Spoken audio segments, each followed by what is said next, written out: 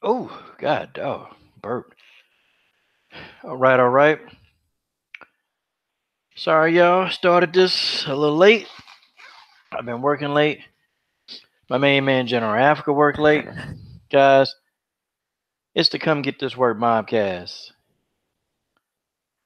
And I'll be doing the moderating duties today. Yes, you guys are stuck with me tonight. I didn't really have any plans of getting on here, though, to be honest. I really didn't. I was going to not get on here. But I'm here. But I'm here. You're here. That's right. Three of y'all in the building. I hate starting this thing late, but we don't have no other options. No more moderators. So we got to do what we do. All right, let's go ahead. We're going to get the chat on. We're going to bring in the panel. Okay. Y'all know how we do what we do when we do when we do it. Beatboxing, baby. Beatboxing. Okay. Let's see. We're going to get everybody up in the building. Everybody up in the god doggone building. Okay. Dennis Espinoza. George Page. Okay, Arbit Scene. Keith. Okay, Aquarius. I'm just putting people up in the link, y'all. I'm putting people up in the link. Tay Brown. Tay Brown. Tay Brown. All right. Y'all know that we do what we do when we do when we do it. Okay. Everybody up in the building. We're gonna get this thing started. 80 all up in here. Let me see who in the god doggone building. Who's in the building? Stamina MC is in the building. Body Snatcher is in the building. Marcus Bell is in the building. Alejandro Chavez Murga is in the building. Stamina MC Terrell Esau is in the building. Nah, Terrell Esau, they don't know about the Fat Bush.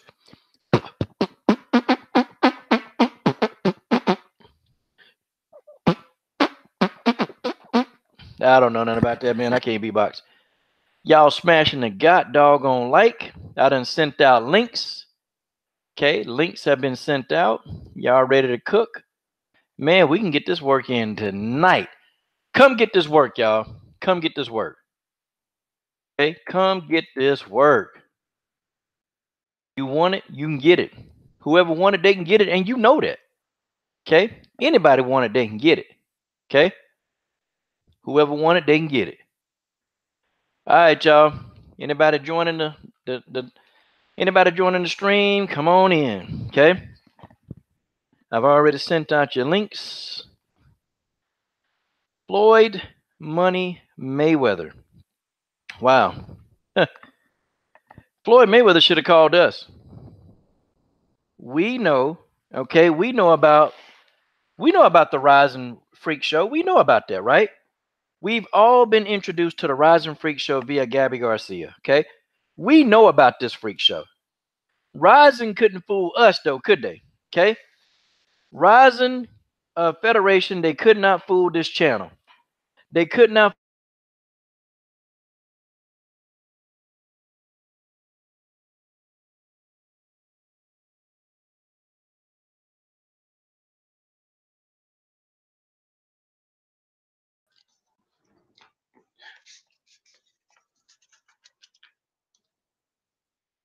Yo. Mhm. Ooh.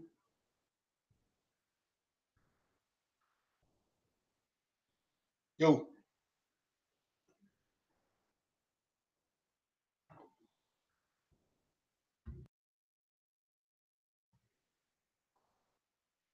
Yo, coach. Ooh. You hear me? Hi, George. Hey, Samuel. Hey, yo, what's up? Hmm. I thought I heard the coach. Where's the coach? I remember it taking so long because I just look at it. I was watching UFC 223. I just finished watching Rose beat up Bojangles. Always a good watch. Always a good watch. Yeah. I listen to them. Joe Rogan is Joanna's going to some great hits, but she was getting lit up. And like I said, I never saw it before because, like I said, it was on pay per view. I don't have pay per view. Well, I can get pay per view. I ain't gonna pay $66 for pay per view. But I got to watch it, here on I think it's on Fox FS1. Got to watch it live. Live as a kid. And it was a pretty good fight. I mean, I watch it right now. I'm at the part at Khabib versus Alakenta. Yeah, that's not entertaining in quite the same way, but it's a good watch. Mm-hmm. It's a good watch. Ayakinta's is tough. He didn't really bring the fight like he can and has done in the past, but that was a good watch. Well, he's fighting the Eagle, Khabib. Yeah, but even for the fact of him not being a shook one, he wasn't afraid of the reputation or of the potential for harm. It's just like, I'm from New York, bro. This is what I do. Yeah, he's from Brooklyn. Yeah, Brooklyn, son. I'm from Brooklyn. But it was like he took that fight the last minute because, like, so that was that when the Mr. Lucky Charms through the dolly, and you heard a bunch of other guys that they had to drop out. All right, okay, I'm back up in here, y'all. Yeah, I was wondering where you at, Coach. I was trying to hear. Yeah, I couldn't hear none of y'all. Yeah, but we here now. Yeah, come get this work. If you want some, come get some, suckers. Classic Booker T. And this is the funny thing about what I found a long time about Harlem Heat. They're from Houston, but they call them Harlem Heat. Like, I don't know why they call them Houston. I don't think the people don't believe that two black guys can come from Texas. Well, they didn't know that people really didn't know they were from Texas. So, they just, WCW and Vince McMahon, they all just kept that little thing going. But guys, we got a pretty good panel. We got Stamina MC in the building. We got my man George Page over here, and we got the one and only, the lovely, the beautiful Genesis Green on the panel.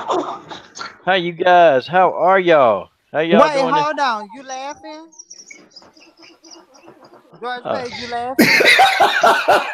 You laughing? You rotten piece of shit. That was laughing too, Genesis. Y'all laughing at? Because when you said the pretty George Page, rotten ass, gonna start laughing. Oh, okay. I mean that. Shit. Yeah, the lovely, the beautiful Genesis Green. What's funny about? I mean, that's pretty accurate. George Page, it's accurate, big boy. Okay. God, dog. All right, I can do is take the man's word for it. That's all I can do. God, dog. Damn, when you hated on by a man, you must be the truth. God, dog. I don't hate, sweetheart. I just laugh. Don't cough up your Sunday dinner. God, dog. Yeah. Yeah, man. Yeah, don't cough up that damn thing. That thing might come back up and haunt everybody, man. Damn. Stamina. Damn, George pissing everybody off. What it do, Grace? Hey, how you doing? All the better for hearing from you.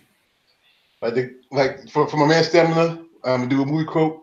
I either stay and be the hero, or if I it's like this for Batman the Dark Knight, I'm either go out and be a hero or stay along and be the villain. George, man, you're messing up, George. They don't start in the movie, bro. Yeah, you're kind of messing up. Okay, so let's really get to cooking, man, because I know I'm be honest, I gotta get up out of here in about 45 minutes, man, because sorry I'm running late, guys. General, he worked late, and I couldn't, and I'm sitting here watching Whitey Bulger, man. I'd have captured his ass. Hey, so let's go ahead, man. Let's talk about Floyd Mayweather, man. So what do you guys think? We'll start with you, Genesis. What do you guys think about Floyd Money Mayweather? Okay, he said, "No, I'm pulling out of that. I'm not doing this Rizin thing. Something is up with this thing." What was your thoughts on that? Um, it seemed like something up when he was sitting there because usually at his press conferences, he don't look like a homeless man. But at that press conference, he looked like a deer caught in headlights. He really ain't know what the hell was going on. All he knew is that he needed some money for a fight. And I guess when he got the rules, he was like, hell no. You know, he not gonna ever take a fight that he think he can win, that he can't win, you know? So I guess they must have put in them rules, you know, a little kick in or something, and he just, you know, he just wasn't having it. Okay. All right.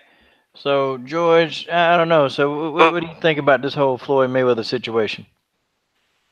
It's like some out of some kind of kumite thing. I mean, like out of you know, uh, you know. I mean, it's just crazy. You know, you go over there, you know, thought it'd be just like a regular fight, and then couldn't find out that it's these bunch of rich people want to see you fight this young kid and get your ass handed to you. I mean, and you decided, I don't. It's not worth the money, because he might take that fight and then he might get his head kicked off and be sitting in comatose, sitting in the same bedroom right beside his Uncle Roger. So I think it's a good idea to back away from that. You should go ahead and set up the fight and fight Pacquiao or fight somebody else. I mean, it's not a good idea to go all the way to the other side of the world. Take this fight. Don't know what the rules are gonna be, what's going on. Is it gonna be done on like pay-per-view or on television, or you gonna have it somewhere in somebody's backyard privately? Okay. All right. All right. So stamina, man. What's your whole thoughts, man? I know you got a lot to say about this, probably. I mean, I would be quite grateful if the MMA community as a whole did their level best to just not talk about Floyd Mayweather. There's just really no need. The guy is a troll. Like, with regard to this particular situation, I'm not going to pretend that I know what the truth is, but I have a pretty good sense of what lies are. And that so-called press release, that thing that went up on his Instagram, that was bullshit. That was complete bullshit. I don't know what the truth was, but what his statement was, that was nonsense. Absolute nonsense. I don't know whether they were lying to him or he's lying to us or both, but what he actually said, that ain't it. That ain't it. Dang, man. I'm gonna tell you, man. I think Floyd got over there, man. And see, because you notice, man, none of his people was there. He ain't have Mr. Leonard Ellaby there. Mm-hmm. He had a guy that looked like Leonard Ellaby, a light skinned version of it, but that wasn't Leonard Ellaby. And then, none of his people were there, none of his entourage were there. So I think they called Floyd on the back end. They said, "Hey, Floyd, we got a quick way that you can make some money, and we can make this an exhibition. I mean, Floyd, it'll be just, you just gonna perform in front of some local businessmen." Now, I'm sitting there thinking, man, okay, you gonna perform for some billionaires? Like, what are they gonna do, man? Like, are they gonna, take Floyd and pass him around like a joint? I mean, I'm sitting here thinking, man, who does that? And see, Floyd sitting here thinking, well, it's gonna be impromptu, it's not gonna be anything that's serious. We're just gonna have a little exhibition bout in front of these rich people. And I think that's what Floyd was thinking. Floyd thinking it's gonna be more of a boxing match. And when they said, well, Floyd, here we'll pay you $88 million, but he can kick you. Oh yeah, he can kick you, but don't worry, his kicks don't hurt. He 20 pounds lighter than you. I mean, hell, he kicked me in my ass the other day, and I didn't even feel it. Like that's probably what they were telling Floyd. And then Floyd was like, well, and so then when he started like thinking about it, his people, like, Al Heyman and Leonard Ellaby, Steven Espinoza, they probably told him, hey, don't take this damn deal. Look, don't do it, Floyd. This shit is bad news, okay? Don't take the deal, Floyd. Don't do it. I don't know. You know what? The whole thing to me just seemed like some slave shit. Cause think about how Oh, they, for real, think about a fucking exhibition in front of a bunch of billionaires. They used to do the same shit back in slavery day. They used to make the blacks fight against each other for fucking entertainment. That was an exhibition. He's ignorant to even consider some bullshit like that. He dumb as fucking. He's desperate. And a good example is You that, know that what? He might as well just sit back. And what he should do, if he really want to fight, he should just fight the winner out of Broner and Pacquiao and just call it a day. And sit your ugly ass down somewhere. So okay, all right. Do you really think he's gonna fight the winner of Adrian Broner and Manny Pacquiao? Yeah, that's what he needs to do. If not, he needs to just stay the fuck out of everybody's business. Or just fight Pacquiao. Like, No, but that's the thing though. He did that. He did all of that stuff there because for where he is in his career, for who he is as a fighter, yada yada yada. He wants the things with the lowest risk and the highest reward right now. That's why that appealed to him versus any more of the stuff that he's been doing his whole life. For him to go and make big money doing next to nothing, maybe in the form of an exhibition match like it was potentially sold to him, like, oh yeah, cool. They'll give me X amount of million just to fuck around. I don't even actually need to fight. It's not going to go on my record like that. The audience is going to be a completely different set of people that are not really going to go in on me one way or the other about it. They're just going to enjoy it for what it is. A lot of things that happen in Japan never leave Japan. No one will be any the wiser. I can see why it would have appealed to him to do something like that. Because even the comparative scale of what the MMA community is, even for his name to be associated with that, that's big news. People talk about that. Something like that in Japan, there's not that much of a link between the East and the West, so he can just do what he wants and fly under the radar. I don't want his heels, so I think he was doing it. Yeah. Somebody put their background up. Hey, now whoever that is, mute yourself. Okay. Oh, okay. That's Dennis Espinosa. I can always tell when he come in. Hey, PK. Dennis, how you doing, boo? PK, I sent you the link, man. You got to, I don't know, like it's trying to dial in. Like I don't know why the hell it's doing that. I don't know. It just. I think like PK. Oh, coach. I think PK was dialing to me. Okay, let me try it a different way. Hold on. All right. Okay. All right, guys. So right now, what we're discussing Floyd Mayweather. You know, him pulling out of the fight, and so Dennis Espinosa has come in on this channel. I got to figure out how to link my software into the old thing so I can play his music. But Dennis, what do you think, man? Your thoughts on the whole Floyd Mayweather situation, him pulling out of that thing? I think it was smart. And I don't mind Mayweather making money that way. I can't blame him. At least he's not destroying the environment or screwing any people over, like the rest of who I call the Ferengi. And people volunteer to pay for his events. So he does what he does. He takes advantage of the system, and I have no problem with him. But he was smart to pull out. Apparently, you know, I read some articles that affirmed what you were saying earlier in your one video. It sounded like they sort of set him up, and we're going to take kicking out of it. And we all knew that kicking was involved anything other than boxing, that he probably wasn't going to participate. It was a smart move. Okay. It was not a smart move for him not to get those stipulations all taken care of before they announced it publicly. Okay. Like I say, for some kind of like Kumite level thing, you know, what they're doing. I mean, you know, they're putting you in this situation where you have to fight this guy. You don't know what the rules are. You said kicks are acceptable. You're not a kickboxer. You're a boxer. The one thing was a boxing match, but then it's some kind of old school UFC thing back in the day before they changed the rules when the races still had it. Remember, you see guys like big as a house fighting little guys and still getting the tail whooped. I mean, it's just, and if, like I say, Floyd don't want to take a chance. Like I say, he's 41. And, you know, you want to keep on living and breathing. You don't want to be like some cases you talked about, Coach, before, how guys end up in coma, guys end up, you know, brain deficient. They end up, you know, almost like at the level of Muhammad Ali kind of way, but, you know, it's just not good, you know, and he should just go ahead and fight Pacquiao or maybe Crawford or Earl Spence. Somebody, if he takes a loss, hey, you get a big payday. Okay.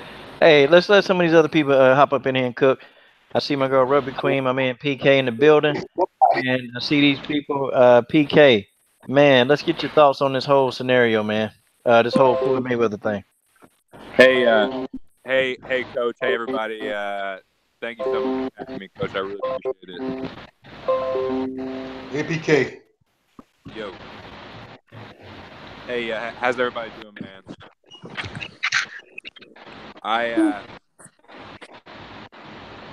Is that my mic?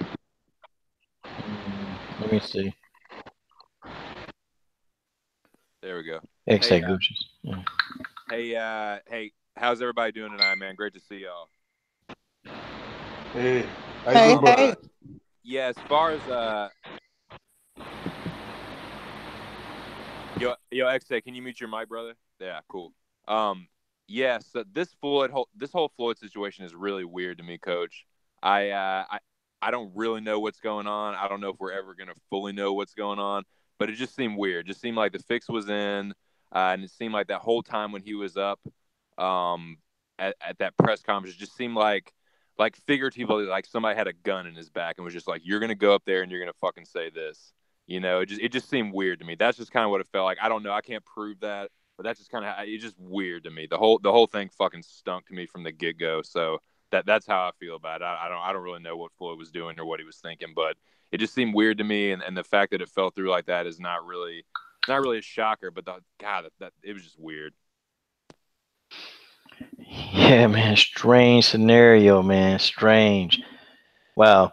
Yeah, I've never seen Floyd behave like that, actually, man. Because I mean, I've been following boxing. I've been following that for a long time, man, since I was 9 years old, man. And I've seen fighters come and go, man, but I've never seen a guy that looks so bewildered, like he like a damn deer caught in headlights. I'm sitting here like, what the fuck is wrong with Floyd?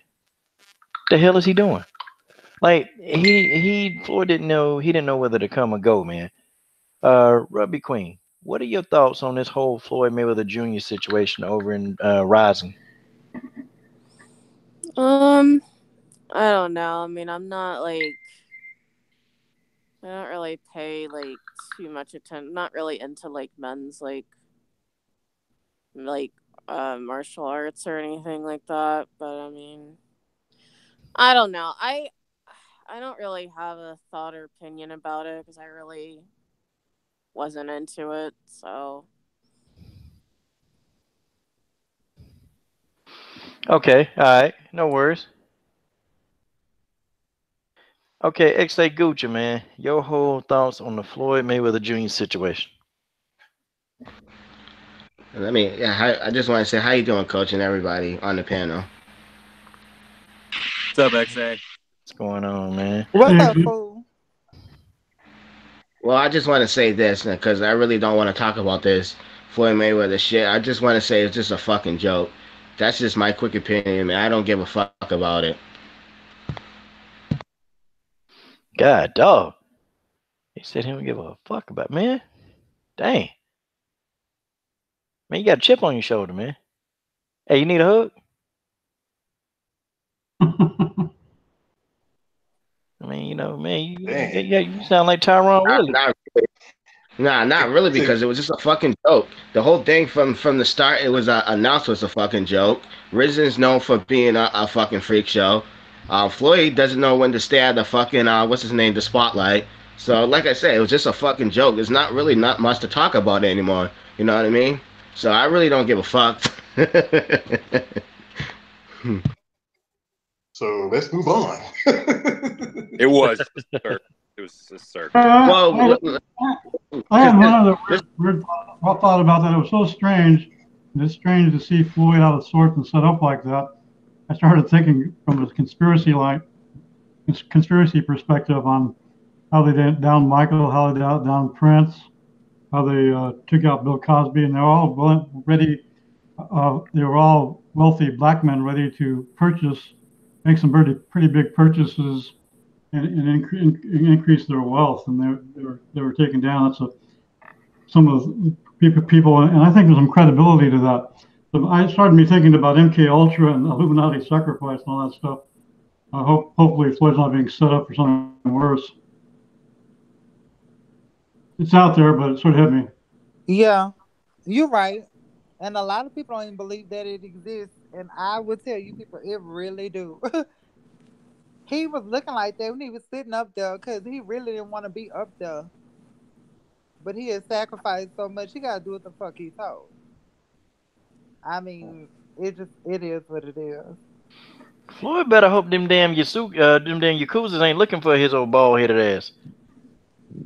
He looked so scared sitting up there like a kid that just got an ass whooping in school in front of the class.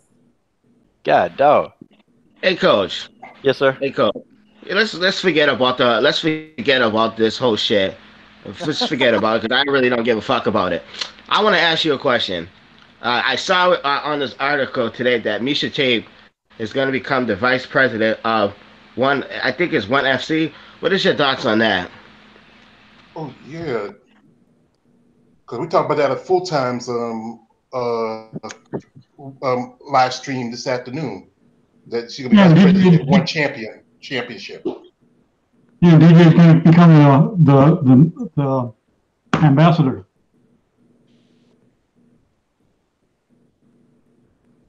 Which is pretty interesting. I think it's a good move by One Championship myself. Good for DJ. He's getting more of what he deserves.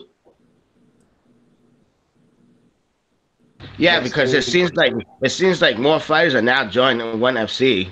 I think this is probably be the downfall for the UFC. Because you just said that because I saw yeah, because I saw Sage Northcutt was DJ and a couple other guys too as well. So I think a lot of people are starting to move to One FC now. Because was that long ago they had that Eddie Alvarez, he retired, so he's going over there. They traded the Mighty Mouse for a guy over there, and it was on full time. So he can tell you that he talked about on his stream that Sage Northcutt is going over there. Oh, back in this microphone, man. What the hell? I'm sick of this damn thing, man. I can't stand this damn channel part. Oh, okay. Sorry, man. Might cut out on me, man. What the That's fuck? all right, Coach. Hey, XA, what was the question? He asked you, did you hear about... God, dog. I was asking, what is your thoughts on Misha Tate joining One FC as vice president? Oh, hell, that's a good move because she going to build that women's program over there. See, and Misha Tate also, she's not going to be afraid of actually aggressively bringing in good fighters. And, Misha Tate, she's kind of had her disgruntles with the UFC. She's kind of talked on air a few times with them.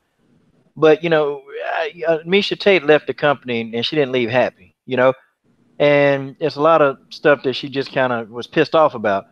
See, Misha Tate, I'm telling you, she's going to go after a lot of those girls that's unhappy at the UFC. She's going to go after them. And it's a lot of fighters, too, that keep getting let go, man, that hadn't, really don't have a whole lot of losses, but they let them go because either they lose or they boring or, Dana White think they boring. And so, they get cut. Like, Viviane Pereira, she only had 2 losses, but she got let go. But then you got, old pineapple pickle ass head Jessica I, who can get her ass whooped in bantamweight all that time. And then they move her to flyweight, 2 mediocre wins, and she's still there. Okay, you got, people like Angela Hill who got cut. Okay, and I don't care for her much, but she got cut. But, it wasn't like she was doing a whole lot of losing. She was actually competitive, make entertaining fights, but then they cut her. And then they finally brought her back. So, it's like the UFC and how they do the women. It's all jacked up, man. See, Misha Tate, you pretty much know it's going to be ran. Like, she's going to do a good job. She's going to get the weight class that's filled up. She's going to bring in talent. And that's something that the UFC, they're afraid to do, man. They don't want to bring in talent. This whole featherweight tournament is a joke. That's why Chris Cyborg just kind of stopped endorsing the damn thing. Like, Chris was all in it. Because when Chris got to that when she got to the Tough Show, and she was bonding with the women, she saw Josette Cotton. I mean, she saw, Pam Bam. She saw Cindy. She saw Zara dos Santos. She saw Zolia Frosto. She saw all of these, world-class featherweights out there. And it's like, all them people got cut. Like, they never even got a chance to try out. So Chris is like, well, damn. What the hell is this? You got a bunch of bantamweights? I'm going to go whoop me a bantamweight's ass when this is over? Misha Tate gonna bring in a talent, man, and she's not gonna be afraid. And they're gonna give Misha Tate free reign to really do what she need to do. One, they got a huge budget. Okay, one championship, they got a man. That budget is massive. Do you know what Misha Tate gonna do, man, in that short time? I guarantee you, there's gonna be a strawweight division. I bet you they're gonna put more talent in the atomweight division. They're gonna have a flyweight, a bantamweight. They're gonna have a featherweight division. I'm pretty sure 100% that Misha is gonna be aggressive at bringing that talent in there. So that's my thoughts on that.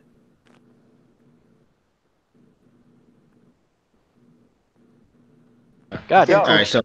coach. so go ahead. Sorry. Is Okay, that coach. full time? Yeah, man, that's full Hey, time. motherfucker. He's full What's time. What going up, my on? What's dude? going on? Look at you with your raccoon head. How's it going? Don't you look Dude, like UFC damn wood Yankovic in the chipper. building. Hey. All right, y'all. So okay, we just got a full time in the building, man. Full time, man. I want to ask you about the Floyd Mayweather situation, man. What's your thoughts about that, man? You know, dude pulled out, man.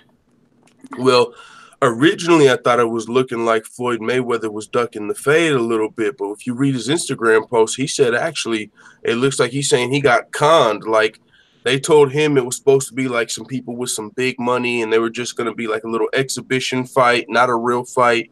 And it was just going to be like a showcase for some really rich people. And once they got to the press conference, they announced it as an actual fight. And so he said he knew there was some real, rich people and some people that had flew a long way to see that little event. So he didn't want to at the press conference like be like, yo, what's going on, and shut the whole press conference down essentially and make a big show there. But now he's saying that he never agreed to an actual fight and that it's looking like Rizin might have conned him a little bit. So I mean, what do you guys think about it? Do you guys think he's ducking the fade, or do you think that he got conned a little bit? Because I mean, it didn't make a lot of sense for him to actually take that fight. I think it was a stitch up. I think he was getting like the fix was in. Like they were maybe hoping to like I don't know get him in a bad situation or something. It looked like he got blindsided. He definitely looked out of sorts and disheveled and shit to me. Yeah, he looked at the press conference like, what the fuck's going on? Like he wasn't smiling too big. I noticed that too when he was in the pictures and stuff. Yeah, man. Yeah, he looked like shit out there, man. Floyd looked like shit. Okay, okay. All right, fellas. So what we'll do, man, we'll go ahead and we'll kind of cook on and move to this next topic, man. Okay, man. So we'll start with this one, and we're talking about a lot of MMA, not just everything else, but we're talking about a lot of stuff. Ashley Evans Smith is out, man, versus Antonina Shevchenko. What the hell happened to Ashley Evans Smith, man? What do y'all think happened? I want to start with my man Stem on the MC.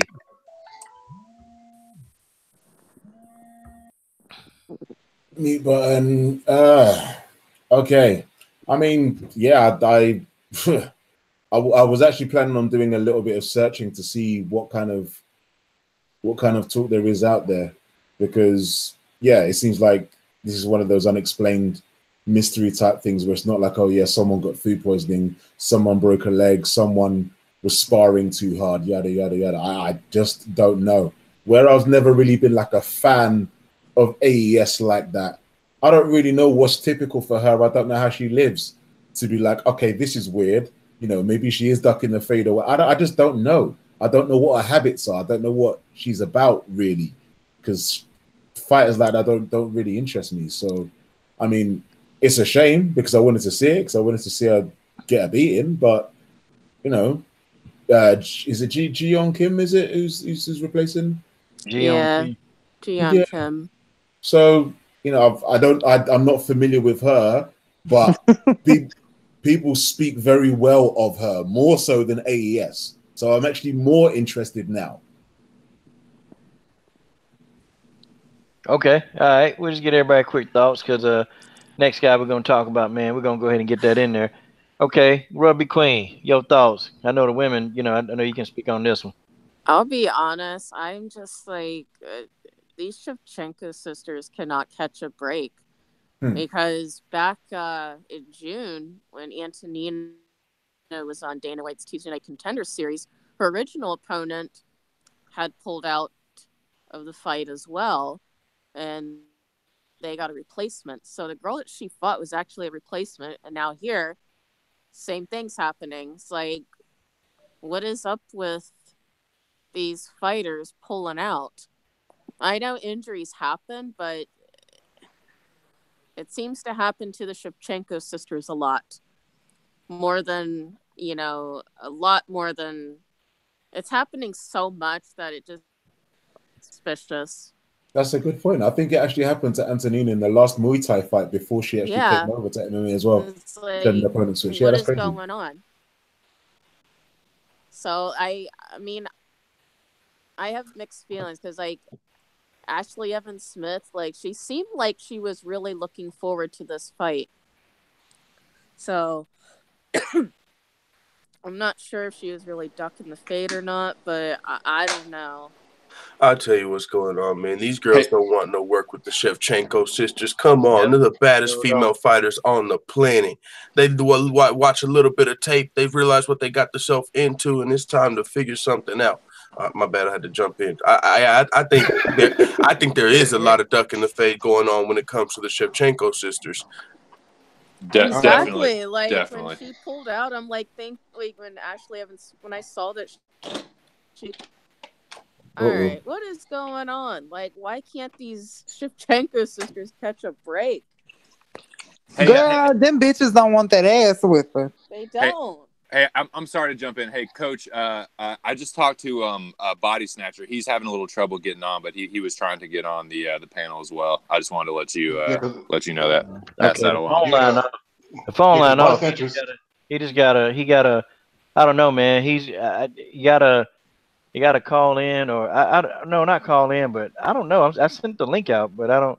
Okay. Sometimes it'll call in. Sometimes it'll call. Then sometimes I don't know, man. I don't know why it called, and then because the calling part don't let you in the link. So I sent it out again. I don't. Yeah, because Walker tried to call my phone. Yeah, it just sometimes it calls, sometimes it lets you in, man. I really don't know. He was one of the first people I sent the link to. Okay. There he goes. Boom. There it goes. But okay, so here go the thing, and real quick, man. This the thing, man, with this whole thing. I'm gonna tell you something, man. And this is just from what I know. Honestly, I think Ashley Evans Smith. I think she ducking that fade like a motherfucker. Matter of fact, not only is she ducking the fade, not only is this woman ducking this fade, okay? See, listen, man, Ashley Evans Smith, she on her way out, okay? She's on her way out. She probably thought about this. She said, man, I'm finna be a walking free ass whooping for Antonina Shevchenko. That's finna be me. I'm finna get my ass whooped. I'm gonna get paid a little bit of money, and I'm gonna be unceremoniously exited out of the company. Okay, I built my whole life. Hell, I'm the person who whooped Fallon Fox's ass when nobody wanted to fight Fallon Fox. I beat Fallon Fox. I did all this stuff for this company. I paved the way for a few people, and now I'm not finna be in the company, man. She went in there, she threw a kick, probably fell on that leg and said, oh, I've fallen and I can't get up. That's probably what she said. And, you know, she going with that. I can't fight. Sean Shelby, I can't fight. But you know what, though? They not going to do her old square head. They ain't going to do her square head like that, like they did Randa Marcos. Randa said, well, I'm hurt. Okay, so then if she hurt, how come Sean Shelby and them ain't making Ashley Evans Smith, well, look, if you don't fight, we're going to cut you. I mean, how come they ain't doing that to her? They need to. They did it to Randa Marcos. They pick and choose, man. They got their damn favorites. They got the people that they love to death. Okay, and, you know, Ashley, listen. Ain't nobody checking for you, okay? Ain't nobody checking for you. You're in the you're in the flyweight division now. You was in the bantamweight, okay? I mean, she did all that work, did nothing in the bantamweight division, moving down to the flyweight division and finna get your ass whooped down there. It's over for her, man. It's over for Evan Smith. She won that last fight. I forgot who she fought. I can't remember, but she won that fight. Yeah, she beat Beck Rollins. And thank you, Ashley Evans Smith, for getting Beck Rollins up out of here, okay? I wanted her goofy-looking ass up out of the UFC. But now, it's you now. It's you. This is it. She loses this fight, she out of here. So she bought some more time. That's what happened. Okay, her claim to fame is beating a tranny. Then she supposed to have lost against Marion, but the judges gave it to her for no reason. Turn around, she gets submitted by Cheesecake. She beats Beck Rollins, and then she ducked in the fade from Antonita. I don't know what's worse for these fighters, the Modelo fighting spirit or the Shevchenkos. Now, I'm not saying that she's not injured, but if we go online and search, and if we can't find what the injury is, if it's some secret, you ducking. Okay. Real quick, Coach, I wanted to say this too, because this is a new thing. Whenever people get injured, you always got to also think about now USADA does not publicly announce whenever a fighter gets popped. The fighter has to do it themselves. So if a fighter randomly falls off of a card and there's no explanation, that's something to consider as well. Yeah, she got popped before? Is that what? Hey, full time. Is that? I think. Hey, full time. Is that what happened with Paulo Costa? Because I didn't really hear much about that. I just heard that in like the comment section of some of the videos. Like, this is interesting with Paulo Costa because he was supposed to be fighting Yoel Romero. Yoel got injured. The fight was rescheduled for early 2019, and now they're saying Paulo Costa's injured. But a video came out about a week ago, and it was somebody in Paulo Costa's hotel room. There's like 3 Brazilians in there, and somebody was sitting on the bed acting like they were on their phone, and they were actually recording. And they had a video of like Paulo Costa getting an IV, and IVs are banned. So once someone on Paulo Costa's team completely ratted him out. Now the video got deleted off Twitter, but Yoel Romero retweeted the video like, "Yo, what is this?" Because it was his opponent. Man. And so now that video of Paulo Costa came out, and now he's out of his fight. So, and this is why I don't know what's going to happen because it's so new. If somebody gets popped by USADA and they don't want to come out and say, hey, like Sean O'Malley did, hey, yo, I got popped by USADA. We're trying to figure this out. They're not going to come out and say it. So I wonder if he did get popped, could they just come out and say, oh, it's an injury? And then we'll find out later. But now that's what's weird with this. Go ahead, Stamina. There's only one thing wrong with that, is that Costa is actually saying to Romero, you only need to wait 2 more months. Let's fight in March. Okay. If you got tugged by USADA, you ain't fighting shit in 2 months. Okay, yeah, I haven't seen that update from Costa saying he's going to be ready in 2 more months. But with the Ashley Evans Smith thing, if there's no, I'm just saying, if there's no explanation, that's just something to consider. So yeah, she has been popped before. She sure has. Popped like a firecracker, man. But you know what I don't understand too? I mean, even with all these people still getting popped, they still getting their ass whipped. So regardless of what the fuck they taking, it's not helping them. They still getting beat up. That's what Daniel Cormier said. That's why he wasn't blaming steroids on his loss to John Jones. He was like, listen, I think I fought a lot of other people on steroids and I beat all of them. So I'm not going to blame that on the loss. Yeah, so I wish people would stop acting like this shit is turning them into the Hulk or something. They are still getting their asses beat. So to me, it really doesn't matter because they not winning. None of them.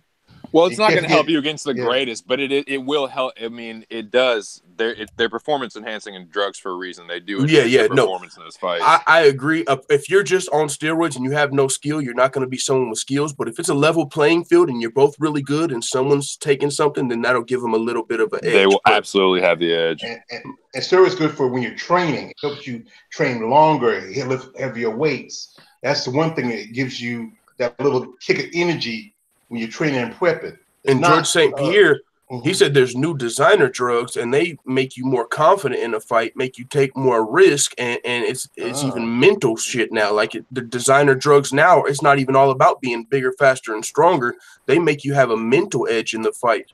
What the hell? Who is creating all this shit? Yo, listen to the GSP podcast with Joe Rogan. He conversation with them because they trying to create X-Men and shit. Oh, speaking of X-Men, what do you guys think about one? One might. Steroids give people that mental advantage, and they get sort of dependent on the mental age. That's why so many end up losing records after they stop taking them. It's Lex Luthor in the Legion of Doom. Yeah. Yo, one said in their mission statement, they're trying to make real life superheroes pretty much like that. The word superheroes was in it, and now they're about to sign Super Sage Northcutt, like Super Saiyan Sage Northcutt. You got Demetrius Johnson, Jesus Christ.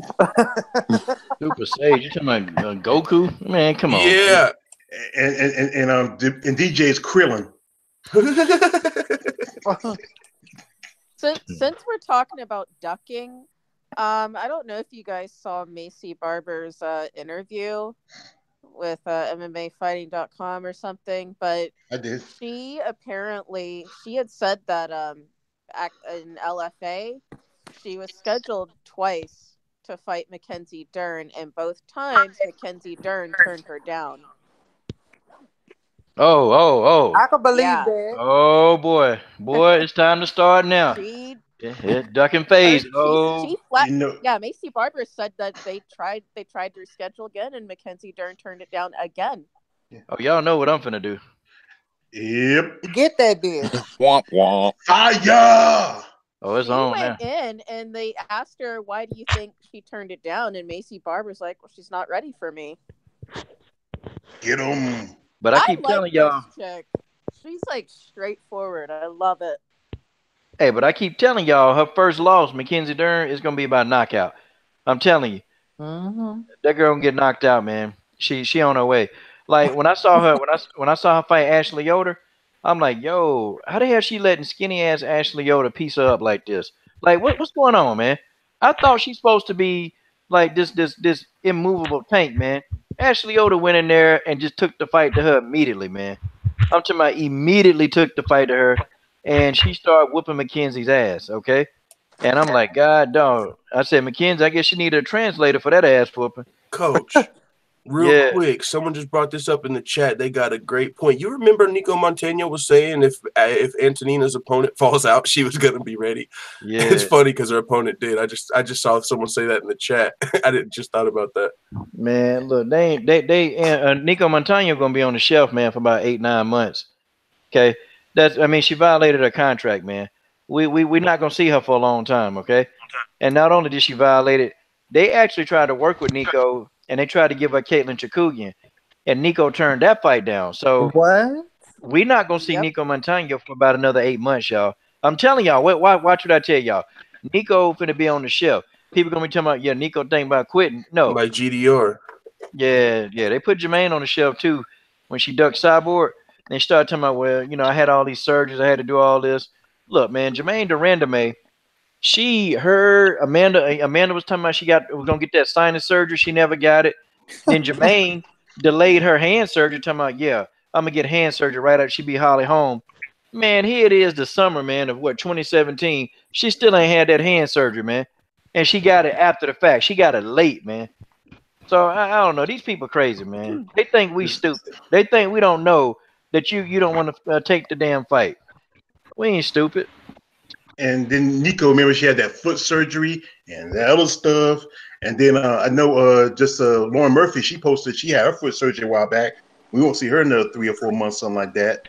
And it's crazy. You know you're the champion. You know you got a target on your back. Instead of running away from your destiny of Can y'all mute y'all background shit? of getting yourself beat up, you might as well just go ahead and take the fight and take the loss. People respect you more. Yep. Big ass weed. Full time. Trade me that L for this binger here. Got you.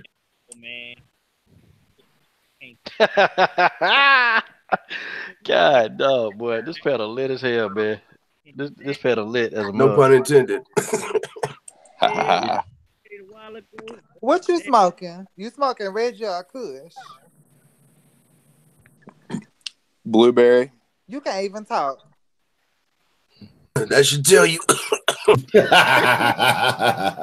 This dude got asthma, man. Come on, you can't. Don't die. Do not die or pass out in front of me because I'm going to laugh at your big ass. Hey, that'll make the stream even more lit. Hey, coaching the panel. I wanna give you guys thoughts. What are you guys' thoughts on this Saturday, fight night 139, between Ashley Yoder and Amanda Cooper? Which one of these women is on the chopping block this Saturday? ABC going home. Cooper. ABC. I think Cooper's going. Ashley Yoder go tap that ass. Yeah. Cooper is trash. Y'all seen her training video? Man, I'm gonna tell y'all right now, she's not getting submitted. I think Amanda Cooper's gonna win. I know she's been submitted 4 times, but if you look at who she's lost to, it's actually all beasts. I mean, the only people she's 3-4, but she lost. I mean, aside, you could say whatever with the Mackenzie Dern fight, but that was a flyweight versus strawweight in there.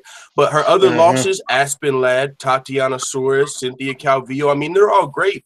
You know, I mean, you can say, yeah, she lost those fights all by submission, but I don't know if I would say Ashley Yoder's on the level of an Aspen Ladd or a Tatiana Suarez or maybe even a Cynthia Calvillo at the time. So I think it's going to be, you know, she has lost all 4 of her fights by submission, and Ashley Yoder's got some wins by submission. But I think Amanda Cooper might have something for her. Man, she got knocked out by Mackenzie Dern, bro. That was a flyweight in there. But still, Yeah, ABC knocked out.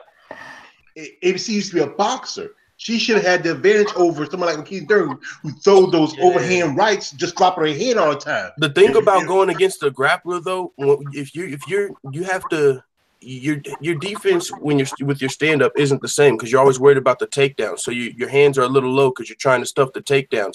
So if she comes over the top with the overhand right, that's how a lot of the wrestlers are successful with their overhand rights because people are always worried about the takedown, so their hands are low, so they catch them with the overhand right. And so you're a flyweight, and they're worried about your takedown, and you catch them with the overhand right. I think that can happen in a fight.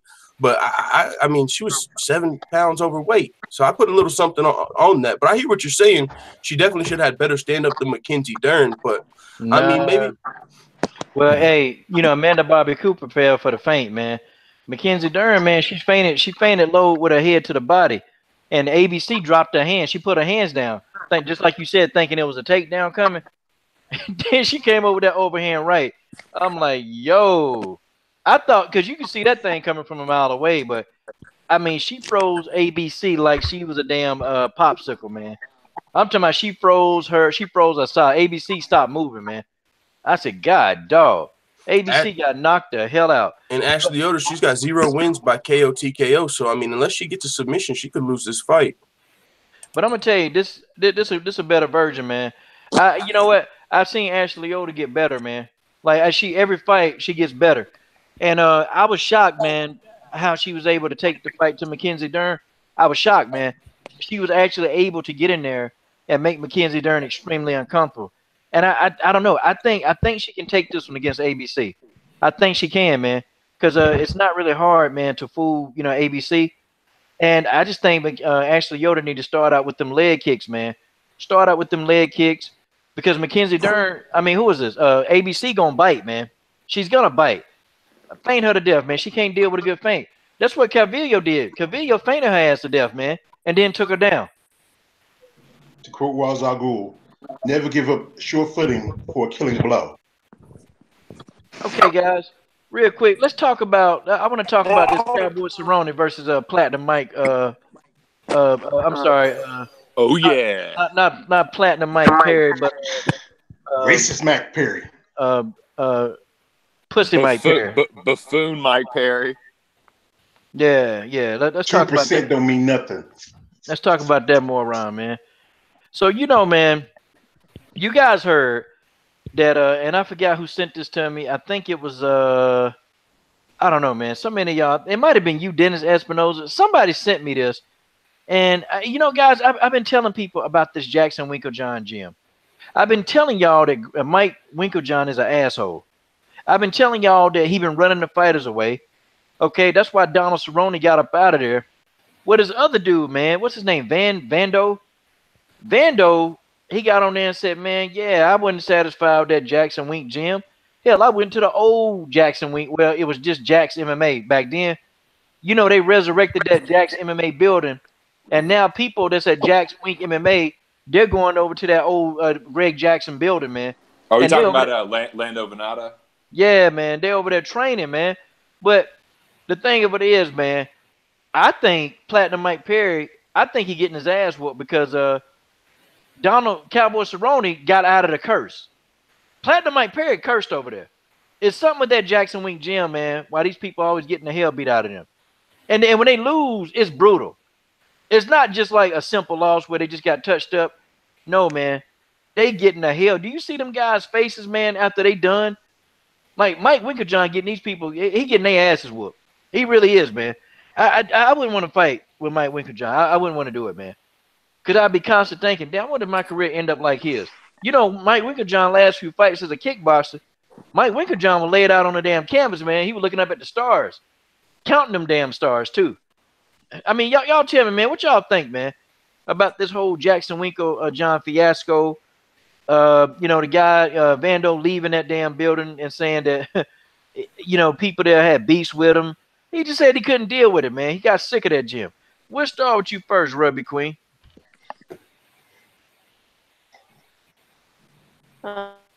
Yeah, I mean, good move by Cerrone. Yeah, I mean, it is what it is. Mike Winkeljohn, bull, and people are getting up on out of there, and you know, it is what it is. You know, Mike Winkeljohn is only his bread and butter pretty much now, like is Holly Holm and John. You know, he pretty much care less about anybody else. So that's really my thoughts about it. God, dog. Okay. All right. Well, let's get at this, man. God, we got a lot of people up in this. God dang. Okay. XA Gucci, man. What's your whole thoughts, man, on this Michael Winkeljohn, Cowboy Cerrone, Platinum Mike Perry with his old messed up haircut? Well, I could say this, coach, is like I said, I heard a lot of things about the camp, that the camp was not doing so well. Remember, though, Rashawn Evans left that camp as well, you know, and a lot of other fighters as well. But hey, I'll give you my take on this fight though against Mike Perry, because I'm looking at Don Cerrone's what's his name is his resume. I mean, he has like one of the best resume right now for 155. Man, he has fought a lot of big names. In his last 5 fights, he's 1-4. And to me, I think Cerrone should win this fight.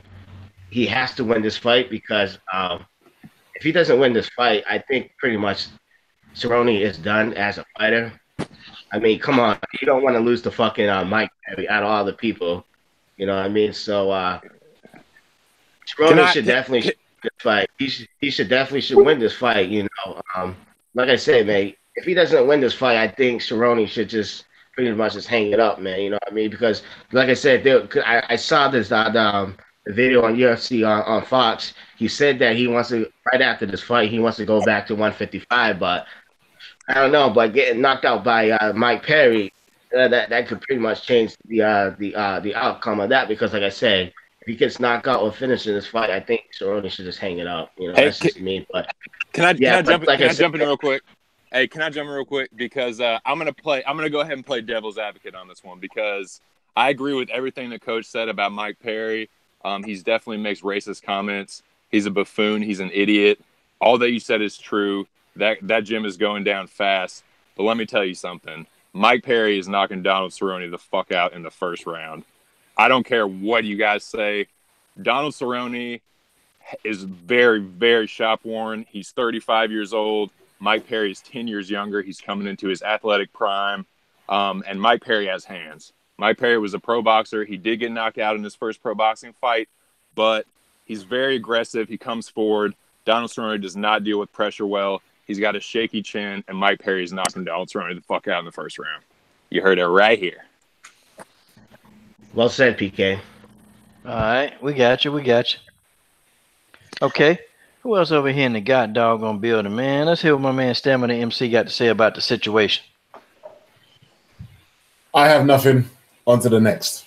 God. Oh, Stamina MC said he's going to be ignored. It's hard to do that, man. Can't ignore you. All right, the body snatcher.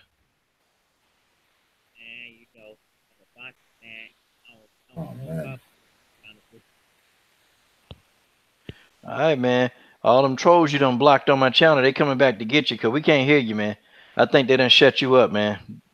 Okay. Okay, who else? Okay, George Page, what's up, man? Talk to us, man. Well, the thing is, Mike Perry is an asshole. I support Cowboy. I'm sorry, PK. I'm hoping that Cowboy put his ass. I know that's your boy. I hope he does too. I'm hoping I'm wrong. I'm not hoping that Mike Perry wins. But I'm hoping he's gonna win. I'm hoping you're wrong, but I feel like he might not be. But I'm just having my hopes up. I hope I'm wrong too. Wicked John Gym is the worst curse next to the Modelo or fighting in Shevchenko's. That's like the top 3 curses in the UFC. You don't want to fight in Shevchenko's. You don't want to be a sponsor for Modelo. And you don't want to be in what else? Body armor. And you don't want body armor. Okay, that's 4. So and you don't want to be in the Wicked John Gym unless you're John Jones or Holly Holmes. But those two don't have the best of luck either. You know. But you might as well just go ahead and just, you know, if he gets past a guy like Mike Perry, you know, all praises to him. Don't, well, it is what it is. He's taking too much damage. He's taking what? I mean, look at the fights. Go back and look at those Dos Anjos Him and Nate Diaz, and go back look at the whooping he took from Nate Diaz, and look from the whooping he took from Jorge Masvidal, and look at the whooping he took from Anthony Pettis. I mean, Cowboy Cerrone has gotten his ass kicked up and down the block for years. That's why we love him. That's why we love him. He fights all the time. Let me tell you this: Cowboy Cerrone has a lethal high kick. Cowboy Cerrone's shin has ended a lot of fights, but even in the fights that he's won, that Matt Brown fight, he took a lot of fucking damage in that fight. Cowboy Cerrone is toast. I'm sorry. I love the dude. I want to be wrong about this. Okay, well, I'm going to come in and tell you why you might be wrong, because I'm definitely not counting my boy Cowboy out like that. I'm actually going to give him the win, and I say it's because you are right. He's taking a lot of damage, but, man, if you've watched Mike Perry's MMA fights, it's not too hard to figure that guy out. I mean, the guys that have beat him are guys that fought a smart game plan. He's a knockout artist, and Cowboy Cerrone, as much damage as he's taken in 45 professional MMA fights, I believe he can deal with the knockout artist. Yeah, he's taking a lot of damage, but it's going to be hard for Mike Perry to do that damage if Donald Cerrone doesn't play his game and fight a slugfest with Mike Perry. If he picks him apart, stays on the outside, maybe even takes him down, he's more well-rounded. He could take him down, submit him. Mike Perry's got nothing for Donald Cerrone on the floor, and that high kick could connect. He could get rocked. I mean, Donald Cerrone's got way more ways to win this fight unless he gets knocked out. So if he stays on the outside like Alan Jouban or even Max Griffin, I think he could win a decision. He could submit Mike Perry, or it could even knock him out. Now, yeah, if Mike Perry connects, good night Donald Cerrone, but I for sure think Cerrone's in this fight. No, I hear you, but I think we're going to be looking at like a Dos Anjos. Like, I don't think he's going to get the chance for any of what like Dos Anjos, like that second fight. The reason I don't like that is because Mike Perry's not even close to Dos Anjos' skill level. Like, not even halfway there. I mean, but like Dos Anjos isn't really like. I mean, let's be honest. Mike Perry hits harder than Dos Anjos. If he hits you, I agree. But Rafael Dos Anjos is gonna set up his strikes. He's gonna mix it. He's just way more well-rounded. Look at Cowboy Cerrone. When people swing at his face, he does not deal with it well, man. You can just look at anybody that has swung at his face. He does not deal with it well. Also, if you look at who he's fought like the best of the. He's not fighting any shit cans. He's not fighting knockout artist guys. He's fighting Cowboy Oliveira, Patrick Cote, Rick Story, Matt Brown, Jorge Masvidal, Robbie Lawler, Darren Till, Yancy Medeiros, Leon Edwards. There's no scrubs there. There's no easy fights. Look what the guys with good hands did to him. Nate Diaz, Jorge Masvidal. Jorge Masvidal knocked him the fuck out. Mike Perry hits way harder than Jorge. But all Mike Perry has to do is stay on the, with those guys, I would even say are more skilled than Mike Perry. Mike Perry's working on well-rounded out his game. I agree with you. Well-rounded, yes. If Mike Perry connects, sure. More well-rounded. And it's not just not just being about more well-rounded. I'm just saying that gives Donald Cerrone more of a chance to win this fight. If anything happens and this fight goes to the floor, which is very possible, I mean, then it's Donald Cerrone's fight for sure. Yes. But in the stand-up, I completely agree. Yeah, Mike Perry, that is a something that could happen. He could pressure Donald Cerrone. He doesn't deal with the pressure well. And also the intangibles are on Mike Perry's side for this fight because Donald Cerrone doesn't do well when he's agitated going into a fight. And oh, by the way, Mike Perry is getting trained by Donald Cerrone's coaches. They know what he does wrong. They know his weak spots. And they know if they're really trying to get Mike Perry to win this fight, for one thing I can point out is that they can tell, hey, target his liver. Because if you watch the Robbie Lawler versus Donald Cerrone fight, Robbie Lawler's coaches repeatedly yelled, "Boy ain't got no liver. Boy ain't got no liver." Look at the Anthony Pettis fight. Yeah, and so there's a very real possibility Mike Perry could knock Donald Cerrone the fuck out in the first round, your prediction could be 100% accurate, but I'm not going to count Donald Cerrone out because he could also kind of like Jacare versus Derek Brunson, knock his ass out in the first round with a high kick if the fight ever goes, or he could just stay on the outside. If Mike Perry, like Max Griffin, Alan Jouban, like those guys, if they would have got punched, if they would have got knocked out by, or if Mike Perry was able to connect, yeah, he would have knocked them out. But they stayed on the outside, kept their distance, and ultimately won the fight by decision. I mean, we've seen people outsmart Mike Perry in a fight, and Donald Cerrone definitely has the experience in the fight IQ to do that if he can avoid being knocked out. If it goes to a decision, I 100% think it goes to Cerrone. I think he could for sure, because if it goes to a decision, that means Mike Perry didn't knock him out. I think the only way Mike Perry wins this fight is if he knocks out Donald Cerrone. I know, but it's this. I keep hearing this. If he doesn't knock him out, he's knocking him out. Trust me, he's gonna fucking knock him out. It's a good chance. If I'm wrong, man, you will see my video. You know how I do, man. I will be eating crow, and you will be the first one that I shout out. Trust me. Yeah, I will bow down. It's all good. No, I'm giving him a chance. You know what I'm saying? You have to give him a chance. Odds are Mike Perry negative 195, Cerrone plus 170. Consensus is 46 to 54% to Mike Perry's advantage. So it's even being looked at as a pretty even fight. PK makes some relevant points about the mileage on Cerrone. All right, I'll reserve judgment until I see the fight. I'll reserve judgment and ask P. Smith. I know the facts. Hey, full timer. If Donald Cerrone does not win, do you think he should hang up the gloves?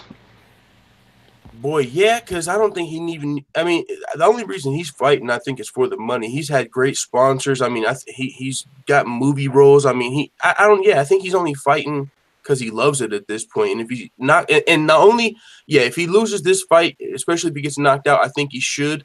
And maybe the only caveat I would say is unless they open up that 165-pound division, maybe he can test that out. But I don't like him making the cut to 155 and at welterweight if he gets knocked out by Mike Perry. I mean, that's definitely going to be a bad look because even if you look at the guys that he's lost to at welterweight, I mean, yeah, he's 1-4 in his last 5 fights, but he's fighting the top-ranked welterweights in the world. When he fought Masvidal, he was ranked in the top 7. Robbie Lawler ranked in the top 5. Darren Till ranked in the top. Well, at that time, I don't know if he was ranked in the top, but Darren Till's now ranked in the top 1. I mean, it was one fight before that. So, Yancy Medeiros, he's fighting guys that are just very skilled. I mean, that have a lot of UFC experience, professional fighting a lot of the best guys in the world. So he's been losing to legit competition. It's not like he's came out here and really just lost in a fight that he was supposed to win. I mean, going into the Leon Edwards fight and a lot of these fights, I think he's been a bigger underdog than he is coming into these fights. But Cerrone's not a guy to turn down a fight. He'll fight anyone, anywhere, anytime, and that's why he's probably 1-4 right now. But yeah, if he gets knocked out in the first round by Mike Perry and there's no 165 division, I definitely think he should probably consider retiring because you're just taking damage and it's not even necessary. I get it. It's one thing if you need the money and, I'm not going to tell anyone how to pay their bills. If that's what you do, how you support your family. But I feel like if you got good sponsors and good business outside of the UFC and you don't need to fight, what's the point in keep getting knocked out? Hey, full time, would it be better for him to start his own gym? He did, yeah, the BMF Ranch. He's had it for a while, but now with this whole little Jackson Week drama, it's like a full-time thing. But he's had the BMF Ranch for a while. That's one of the things he has. He's got like a damn near, not like the UFC Performance Institute state-of-the-art, but he's got a great gym on his ranch, the BMF Ranch, where he's got all the fight and training gear. And he spent a lot of time there already. It wasn't full-time, but now that he's not with Jackson Wink at all, with the whole drama going on, he's there full-time. And I believe that's where Lando Venata actually went as well. He split from Jackson Wink and went to train with Cowboy at the BMF Ranch. I could see him being a great coach. Definitely, man. Like he does have so much experience and he's been around for so long and he is really like well-rounded and just, yeah, I don't want to be right about this because Cerrone is such a good guy and Mike Perry is really a shithead. But I mean, just I've been putting a little bit too much of my my biases into my predictions for fights. And I'm not going to do it with this one. I definitely made that mistake with old Stylebender, and I ate it bad. So, and I could eat it on this one too. And like I said, full time, man, I will give you 100% props, and I will say, man, you were right. I don't know shit about this one, but I'm not. I'm just pointing out how he could win. I'm definitely not guaranteeing a Donald Cerrone win. I'm just laying it out why I think it's pretty even. Yeah, no doubt. I think a general consensus is our hearts are with Cerrone, but we have reservations about him being able to win the fight. I think Stamina had something to say. I thought his finger up. Nah, not really. All I was gonna say was just that, in support of what FT was saying, that I think Cerrone actually said that whether the UFC introduced the 165 division or not, he's definitely still going down to 155. That's fucking crazy talk to me. I don't know what that is. Like, if that's the kind of talk he's talking, then yeah, he absolutely needs to take off the gloves and hang them up, because that's mad to me. It's so unhealthy for this dude. I mean, for one, we know he drinks beers openly, right? That's already one thing for your liver. I mean, we've heard about he's had an accident before, and like when I pointed out earlier about the Robbie Lawler fight, when they were screaming, "Boy, ain't got no liver." I think he had like an ATV, not an ATV accident, but he had some sort of accident at some point where he already damaged his liver. And when you're cutting weight, that's working on your liver. So having a damaged liver, drinking beer, and trying to cut all that weight, that's such a bad look, I think, to 155. I agree. Well, and I will say this though too about that Mike Perry fight. Apparently, Perry had a tough weight cut too.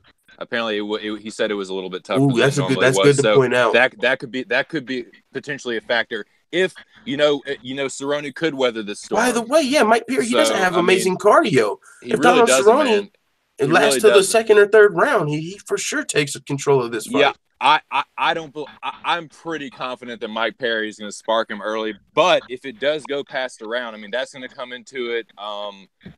Cowboy is not a good early starter. He tends to come on later, so it starts to favor Cowboy more and more each round, definitely. So this might be like, is this a 3-round or a 5-round? Just 3. So if Perry doesn't have the stamina to pass 3. Think about what happens if he ever gets the chance to get a championship. Now he will have the power. He will have the power the whole fight. I mean, he will have that power the whole fight. I truly believe it. I think he could knock Cowboy out in the 5th round if it is a 5-round fight. It's going to be so hard for him to set up those strikes. And Cowboy will probably take him down, honestly, and submit him. That's what I would think. I mean, because I don't think Cowboy is not stupid. Like, he's been in the game a long time. He knows what Mike Perry brings to the table. You know, so I want to hear Genesis' thoughts on this fight. If she's here. I'm here. I really want Mike Perry race his ass to get beat the fuck up. I mean, but everything y'all saying is true. I mean, it can go either way. It just depends on who counters first and, who potentially gets to their first move first out of them two. So, I mean, we can all talk shit and say this person gonna win, that person gonna win, but we don't know what the fuck gonna happen. Yeah, man. That's right, Coach. That's right. What's your opinion on it, Coach?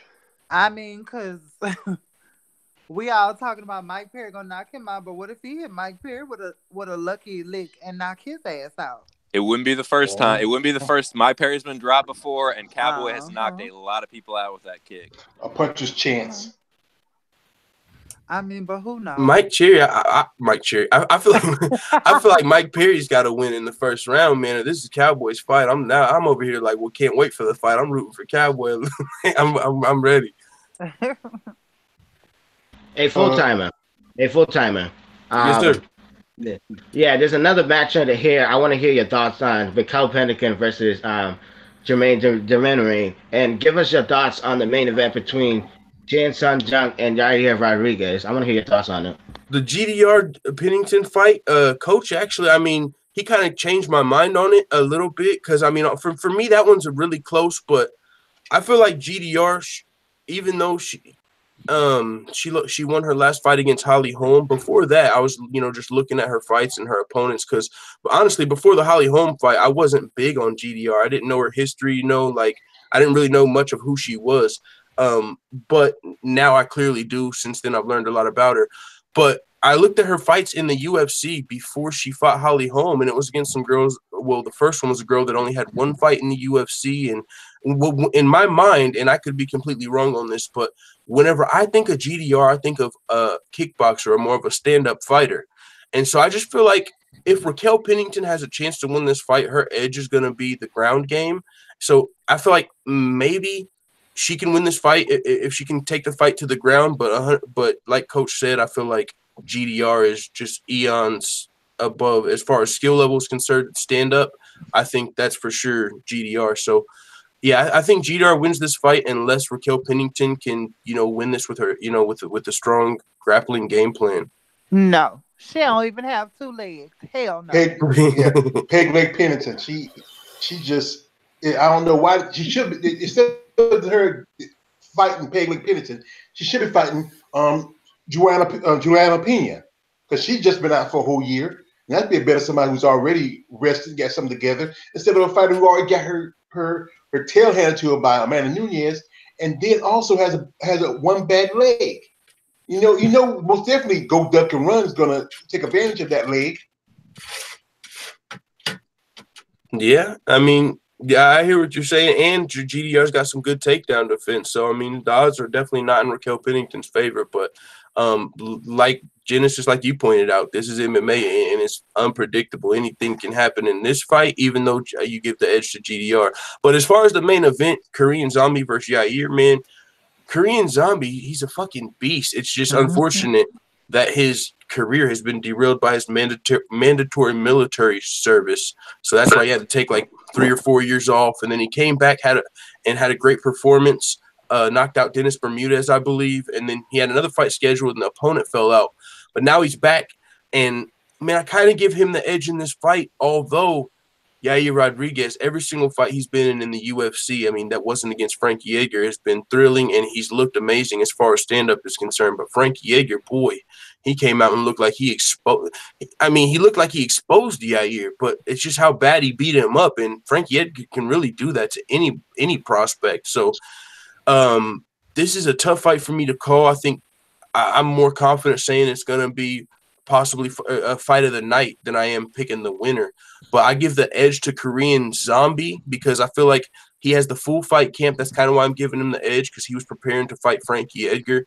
And you can imagine if you're going to be fighting Frankie Edgar, your fight camp's probably pretty fucking grueling. Like you got to work hard if you're going to be trying to beat Frankie Edgar. So he's got a full fight camp. I'm sure it's a hard fight camp, and Yair's taking this fight on somewhat short notice. So that's the only reason I give the edge to Korean Zombie. Coach, I was on this afternoon on Full Time's live stream, and somebody posted that Yana Kuzskaya is going to be fighting Marion Renault. Is that true, or is that just a rumor? It's in the works for 233 apparently. I was gonna say, yeah, that was Stamina. I'm pretty sure that was telling me that. Yeah, I think somebody set up to push Marion out. Now that she lost against Kat, and they're looking for a reason to push her out. They put against somebody like not beating Renault. Behave, never. If Kuniskaya beats Marion, she needs to leave. That's embarrassing. Yeah, no, but Dana White does not have no love for our losing loser. Wait, you say she needs to leave because of what?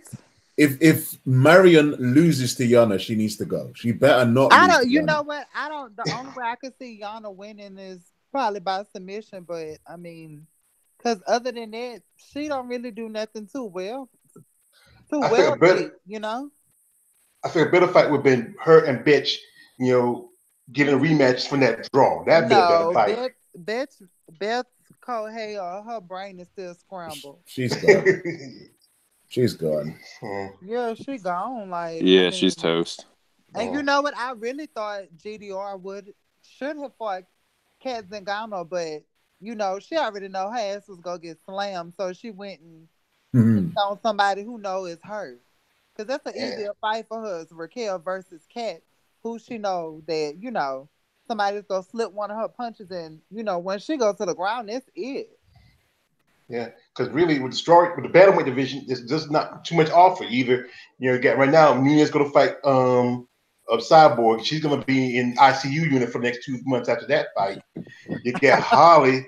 She just had some surgery on something, other her knee or something. She's going to be out for a while. You know the UFC don't like Marion, so they don't want to give her any real fights. So they're giving her someone like Yana Kunitskaya. You got Aspen Ladd, so she gonna either wait till Holly gets back, or Caitlin Vieira gets better, or she'll fight Kat Zingano, who has to fight, who's fighting Megan Anderson. And if she gets past Megan, then there's a possibility they might put Kat against Cyborg next year for a fight. It's just the bantamweight division it's a shit division now. Ever since Ronda's gone, Misha Tate she had PTSD from after she fought Amanda Nunes. I mean, it's just it's kind of like it's how it is,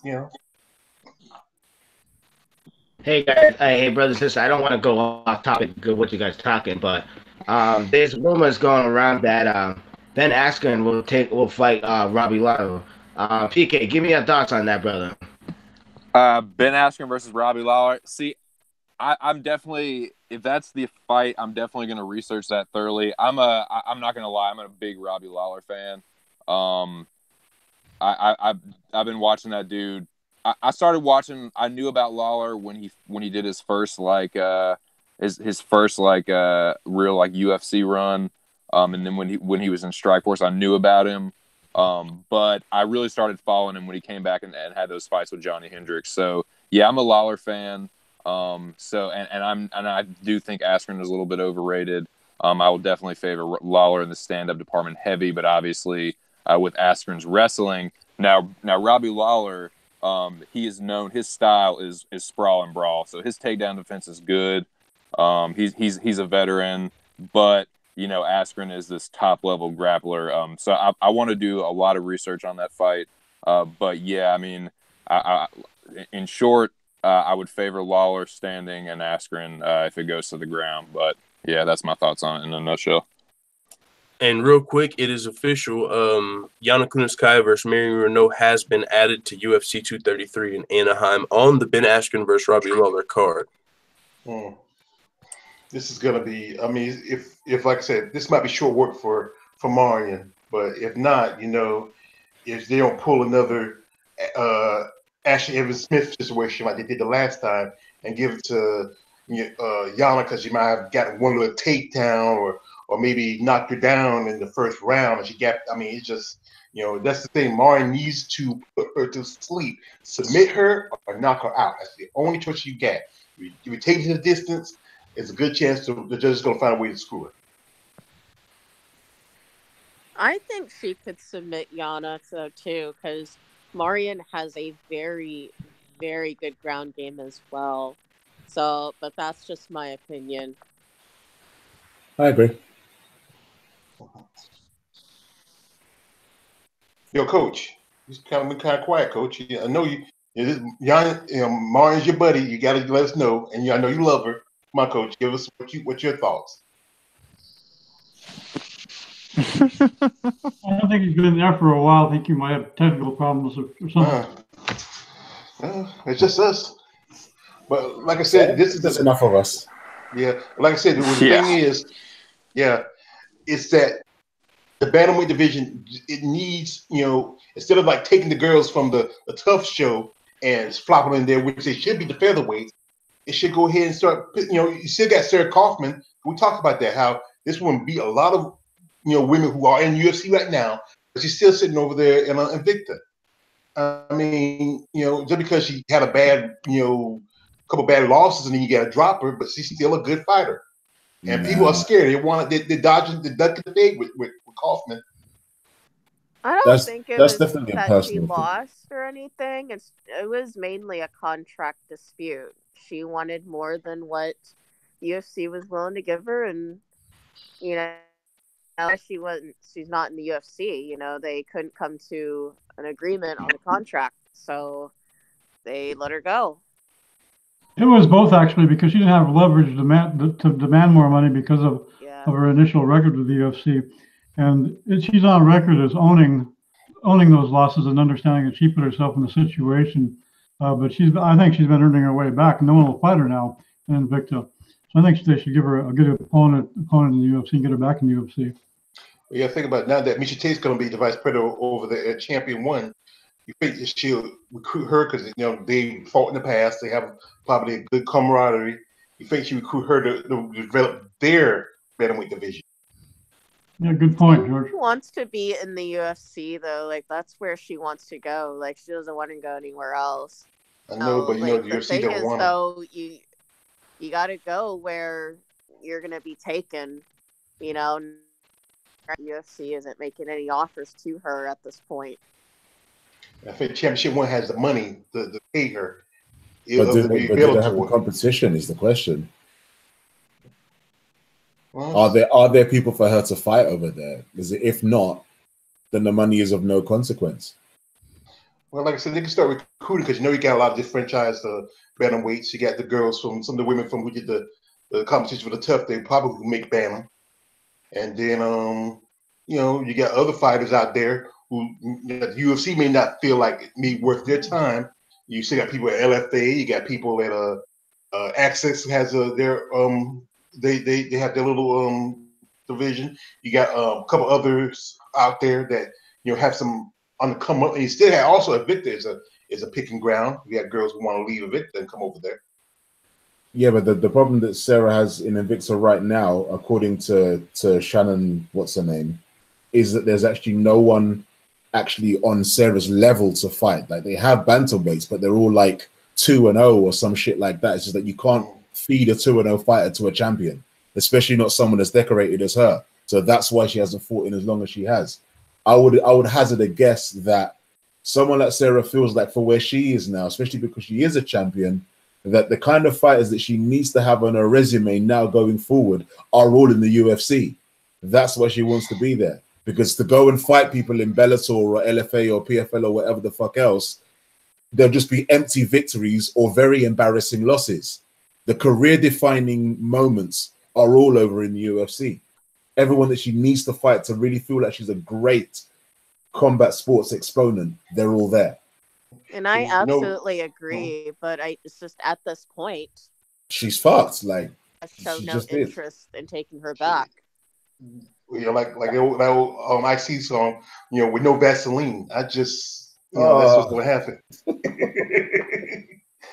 But like I said, there's still, like I said, she might always just think about going on and just retiring, becoming a trainer. Many of the people she fought against, other than Katz and Gone, a couple others still fighting. Ronda, she's over at WWE. Misha, she's now going to be a boss. Speaking of WWE, have you guys saw the video of Joanna Jacek at American Top Team doing the professional wrestling that came out like a week ago? No. Word? No. Someone pointed that out to me in my email. Yeah, okay. Full time. Professional wrestling. What, the Disney thing wasn't enough? She had to do that as well. Oh, I'll put it on the screen for you guys. 1 second. Oh, dude, that Disney thing killed me. With Disney thing. Oh, I just heard his thing we did with the Cardi B and Joanna. All right, I've got it on the screen right now. You guys can't hear the audio, but I do have it on the screen. She's in, American Top Team. They do a lot of pro wrestling stuff over there with a lot of their Bellator fighters and King Mo, and they got to move sim segment FT. Yeah, but it should be on the screen, right? It's behind it. The sim segment's. Okay, it's behind it. It's behind it. Okay, yeah, okay. She hasn't came out yet. I'll move that. All right, here it is. Let me scroll it up for you guys. Yeah. 1 sec. All right, here's Joanna. And they published this October 27th, so about a week and a half. I think Joanna might go to Joanna might go to WWE if they give her an offer. Well, I mean, if she loses to Valentina, what's next? You know what I'm saying? If it wasn't on the screen. So there she is. She's pulling off an armbar in the ring. And on the caption, it says, they all must respect us. Let's go to pro wrestling when we're done with fighting. Ronda Rousey, how do you like my debut? Maybe WWE? So this was her debut, according to Team Joanna on YouTube. So Joanna may be preparing I mean, someone pointed this out to me in my email. I figured people would have saw this already. I actually made a video about it, but I haven't uploaded it yet. So yeah, she's maybe preparing, and like if Rose remains the champion and she can't beat Valentina, I mean that's definitely a big. She's good friends with Ronda Rousey, so she could definitely take that opportunity. So yeah, interesting. I think wasn't Shannon Baszler the one who hooked them up because she was good friends. She's good friends with Ronda because she was over there with with WWE for a good while, and she's still there or she's fighting. I don't know. She's fighting Ring of Honor someplace. Yeah, no, they still are. They call them like the Four Horsewomen. They're all like doing pro wrestling right now. Yeah, because I've barely watched wrestlers. Last I heard, Roman Reigns had to go out because of all of them took an ass whooping too. All of them took an ass whooping. They got beat up on their way out. Hey, full timer. Hey, full timer. Since that you mentioned wrestling about because like I said, there's a thing about Daniel Cormier. He wanted to call out Brock Lesnar, right? But the thing is though that I'm a big WWE fan and I love wrestling. That Brock Lesnar had signed a deal with the WWE where his contract will not expire after WrestleMania 35, which is in April, and DC wants to retire in March. I think that fight is not going to happen between DC and Lesnar. Do you think DC should take the fight with John Jones if he gets by Gustafsson at UFC 233? Because this man let Brock Lesnar out of his contract to fight Cormier because Vince McMahon will need Brock Lesnar for WrestleMania 35 because he will not let Brock Lesnar get injured or anything happen to his star. What is your thoughts on that? Yeah, man, it looks like the Brock Lesnar versus DC fight might actually be on ice because one of the biggest WWE stars, I don't know much about him, but I've heard the name Roman Reigns. He was re-diagnosed with leukemia, and so now they need their big star. And since that was their big star aside from Brock Lesnar, and he's got leukemia, they just did a deal with some company in the Middle East, or not company, but one of the countries, I think, to where they're coming over there for $40 million per appearance. Somewhere like in Saudi Arabia. Yeah, Saudi Arabia. What? So That's it's crazy. like $40 million per appearance in Saudi Arabia. And I guess they were going to rely on Roman Reigns for that workload with Brock Lesnar in the UFC. But now that he's got leukemia, now they're having to get Brock Lesnar back. And they're saying that's way more money for Brock Lesnar to make with this new opportunity of replacing Roman Reigns. So he's probably going to look at that instead of coming back to the UFC. So if that does happen, I would like to see DC versus John Jones, but I want to see it at heavyweight. I mean, I think they're both talking about potentially doing it at light heavyweight, but I want to see it at heavyweight. So, I don't want to see that fight no more, man. I'm tired of DC getting his ass whooped and then crying afterwards. I'm tired of that. So I don't think you'll see that happen either. I mean, not only that, neither one of them has expressed interest in fighting for a third time. Hey, can I? No, they both. Actually, Daniel Cormier has said his last two fights he wants to beat Brock Lesnar and John Jones, and there was talks of booking that fight actually ahead of UFC when they needed a main event for Madison Square Garden, but John Jones didn't have enough time to train. He wasn't in enough shape, and they said that they were talking about booking that fight, but both of them wanted to do it at light heavyweight for some reason. They wanted to do it at the same weight class, but they have talked about it a little bit. But yeah, and one of the things about it is if they do fight again at heavyweight, I think it adds a new element to it. For one, Daniel Cormier is still undefeated at heavyweight. I know it doesn't change a lot, but also one factor that does play in is John Jones has only fought twice since USADA came into play. The first fight, he didn't fail a drug test. He fought against Ovin St. Preux, and he didn't look amazing. And then when he did knock out Daniel Cormier, he failed his drug test. So he's only fought twice since USADA. So we could be looking at a clean John Jones, and who knows how that would look. What if he comes in and looks like he did against OSP against DC, or even Gustafsson? He could lose this Gustafsson fight. Right. But Daniel Cormier finna get his ass whooped. Gustafsson, he finna get his ass whooped. Look, man. Look. The thing of it is, Daniel Cormier don't want to do it, man, because I'm going to tell you, he tired of getting beat, man. I'm telling you, man. I think Daniel want to wait, man, till John is a little bit more vulnerable. I think he want to wait, man. And then, I just think John Jones coming back, man. He ain't fought in a long time. He ain't putting nobody out of there. I think Gustafsson finna get the hell beat out of this. I think Jones finna go in there and beat him down, man. And why not have a rematch with Stipe? I mean, he's a former champion. I think if like they did for Bojangles, like they did for Ronda, like they did for other couple of guys who lost the championship, give him another rematch. It's fair that Nagano, unless first Nagano can climb up from out of his hole and take a shot at DC. Right, and I mean if Jones beats Gustafsson, I mean the fight at heavyweight for DC would be for the double belt. Like that would be. I can't imagine they would pass up on that storyline. Yeah, double belt, new weight class, undefeated at the weight. Like that would just be way better. DC damn near 40 years old, man. Look, whose ass on a high level like that? I just don't think he gonna be able to deal with John, man. I think John Jones know how to beat him.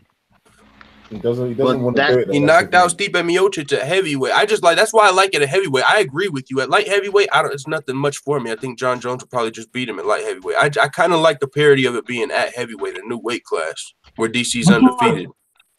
I'm sort of surprised Cormier would prefer the light heavyweight because he thinks he's better at heavyweight. I'd like to see, in spite of Jones's bozo behavior in the past, I'd like to see Jones win. I'd like to see him beat Cormier at heavyweight. That way Cormier wouldn't have any excuses. And also the thing is, the man's not gonna let go Brock to go fight because he's a big cash cow. And Brock's not gonna work for how much? What if he fights DC? How much he might get? $2 million, where he might get $3 or $4 million out of the deal if they go to Saudi Arabia. Listen about that. You know how much Brock Lesnar makes in the WWE just to sit there for 30 minutes? He makes $2.5 million in the WWE. Now, if you said Brock Lesnar and Brock Lesnar, he does not appear much. He only appears on the big shows. He only appears on the big reviews, but that's 8 months, right? Brock Lesnar makes 17 million a year for the WWE, man. I don't think he really wants to take that DC fight. Hey, Genesis, will you marry Brock Lesnar for that money? Oh my God, George! What the fuck, man? Left turn, hard left. Crazy shit, man. George, seriously, it's good. It's going to be on site for you when Genesis catches you, bro. Like, it's on site. Oh my God! Do not go to her first pro fight. She will eat you like Khabib. I said, "Hey, Genesis!" You put your face up on that heavy bag. Whack, whack. I'm a motivator.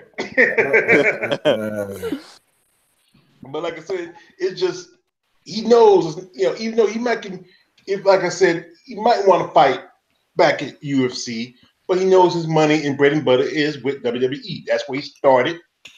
That's where he got most success. He crossed over. He did pretty good for those 4 years, but guys like Cain Velasquez and Junior Dos Santos were handing him his tail, he realized he had to go back to where he started, and that is to professional wrestling.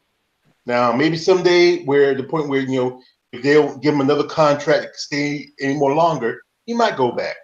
But let's think about it. Okay, so look, let's get a little order, man, because some people, man, they ain't getting a chance to get that shine in there, man. They ain't getting a chance to talk, man. Because I hear the rugby queens, man, they keep getting over talk, man. And damn, Stamina just got like quiet. What the hell? Stamina? I'm here. Mm-hmm. Oh shit. Maybe I got quiet. Fuck. Okay. Mm-hmm. Hey, well, y'all, let's do this, man.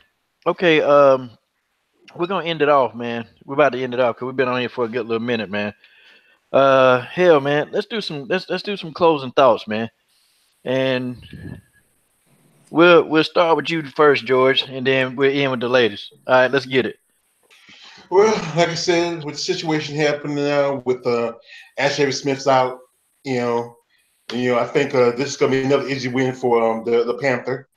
The Bojangles chick, she might need to go ahead and run over to WWE. I mean, she might do pretty good. She can be part of Ronda Rousey's new 4 horsewomen.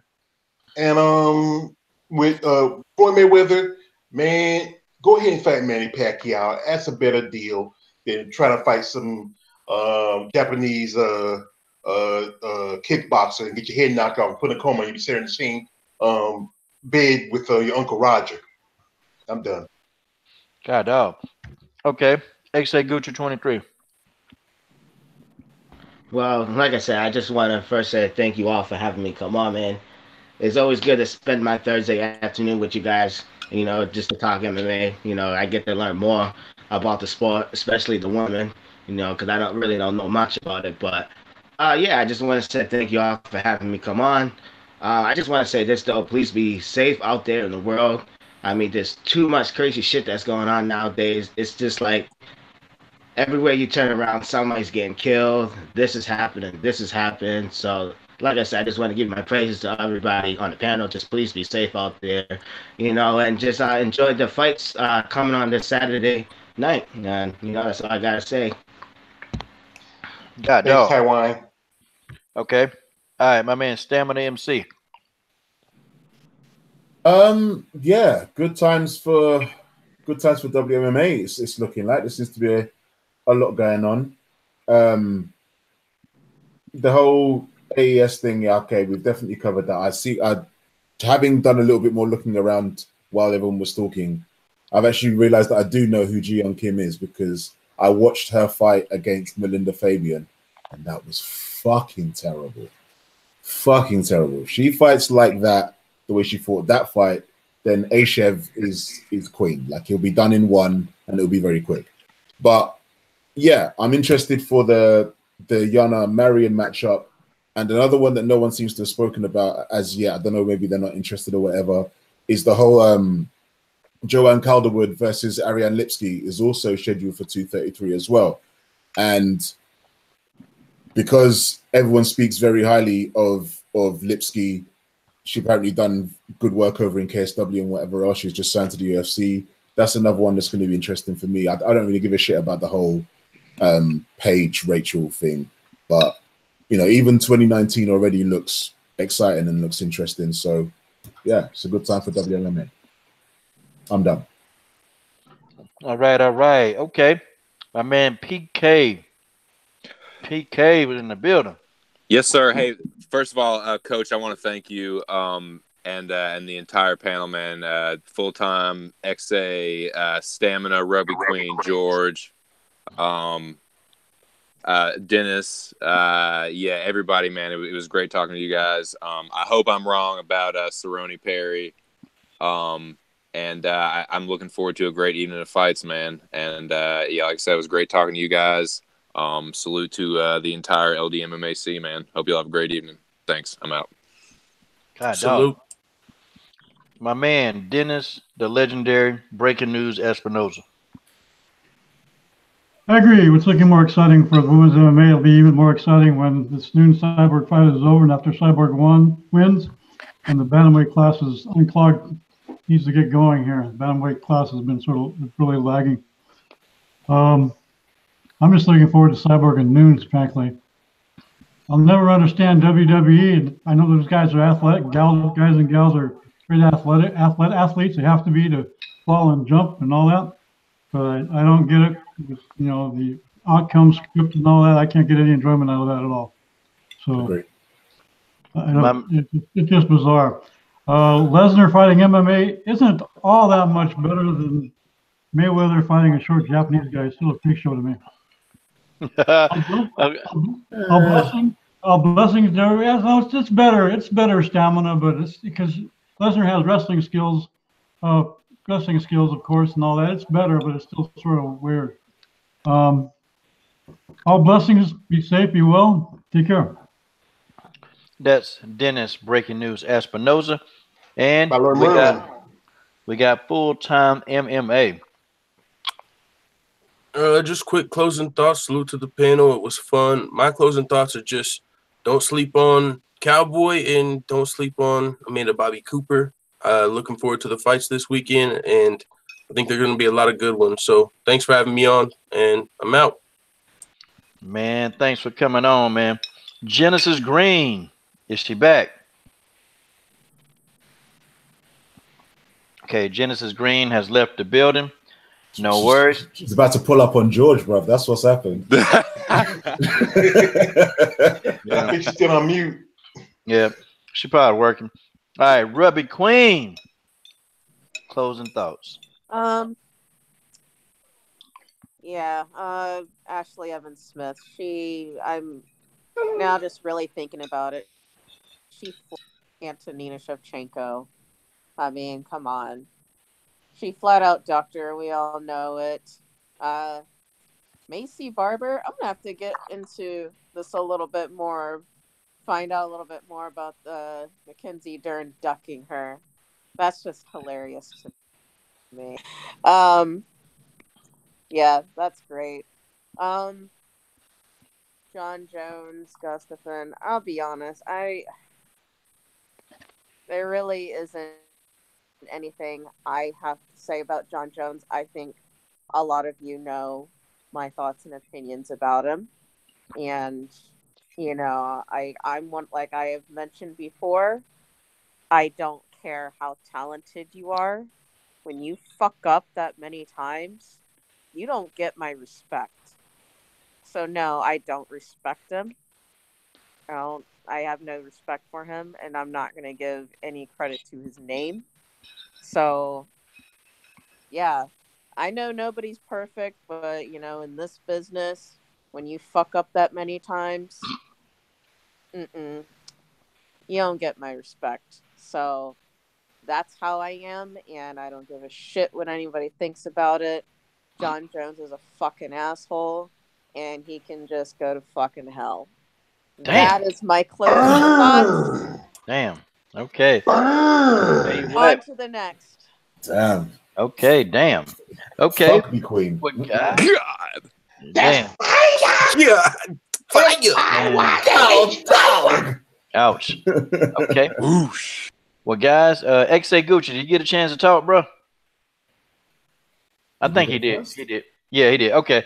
All right, guys. Well, it's 11:30, y'all, and definitely, have fun, guys. It was amazing. Definitely next week, man. We'll throw some more topics in there. And matter of fact, man, I think after this week, man, I think things gonna slow down a little bit, man. We can talk about some fantasy matchups or some ass whoopings we want to see. I mean, it's plenty of stuff to talk about in the world of MMA. But guys, thank y'all for coming out. This is your boy Coach Shelton Harrison. I'm done. What are you guys waiting on? Guys, come get this work. Peace. Good night, family. Peace, everybody. Take care. Peace out.